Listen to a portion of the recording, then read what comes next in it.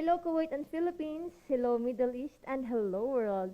Magandang hapon po sa ating lahat and happy Friday. Happy tayo ngayong araw kasi kasama natin si Ma'am Jonalyn. Ayan, natapos niya kanyang UK diploma dito sa ISSA. At syempre, kita niyo naman, nakatoga na. Ayan, hello po ma'am, magandang araw po sa inyo. Good afternoon po, ma'am. Ayan. So ano na po pakiramdam na yan nga po, hawak niyo na po ang iyong diploma ngayon. Pakita po natin sa ating mga viewers. Ayan. Okay, ano po yung feeling natin, ma'am? I'm happy siya, ma'am. At least natapos ko na yung finally. And yung bang hard work na ginugol ko dito is worth it siya. And basta ang advice ko sa mga nanonood, if you have a dream, plan for it, work hard for it, and eventually later on, makukuha mo rin yung gusto mo. But of course, hindi yan nag-stop dyan. Marami ka pang journey na tatahakin.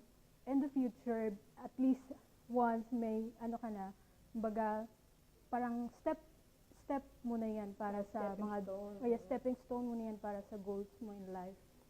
And yun, sa mga katulad kong nagtatrabaho sa bahay dyan na may mga dreams, and especially yung mga bata pa, kung may chance kayong mag-aral, you can do it now. Hindi hadlang yung busy, yung araw-araw, hindi hadlang yun.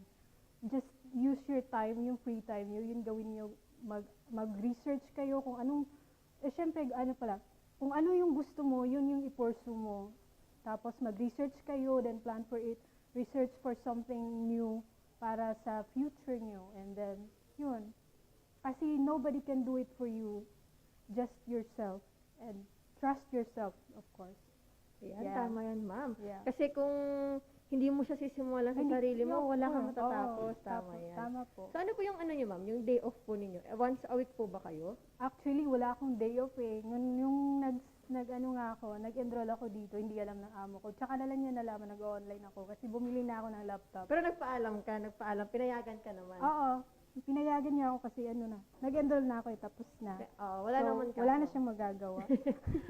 But, of course, thankful din ako sa employer ko kasi napakabait nila. They support me all throughout. So, yun. Basta, yun lang.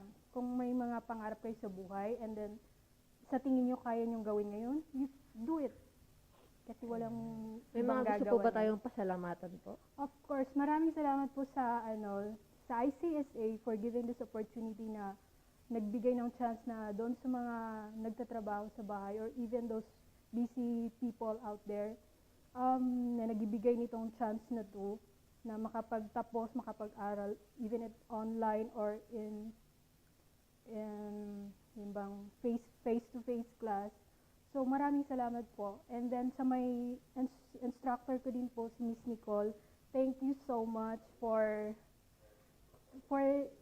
assisting us and lagi kang hands-on sa amin, sa mga students mo. Maraming salamat po, Miss Nicole. Thank you so much.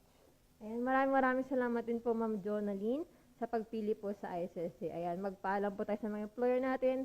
Subukan po natin kasi may employer's permission yan. May employer's permission yan. So kaya kailangan talaga natin. And then supportive naman yung employer mo. Ayan, okay po. So sa lahat ng nanonood, sabi nga ni Ma'am Jonalyn, yung use your time wisely. Kung may oras ka, bakit hindi mag-aral muli? And then, habang may oras pa, di ba? Oo. Ayan. So, para po sa mga gusto pong magpa-enroll, gaya ni ma'am, tumawag lamang po sa +965-9767-4076. Ayan. Maraming salamat po sa inyo, Ma'am Jonalyn. And abangan po ninyo yung kanyang graduation picture after this. Thank you so much. Thank you so God bless much. you po. Bye-bye. Bye.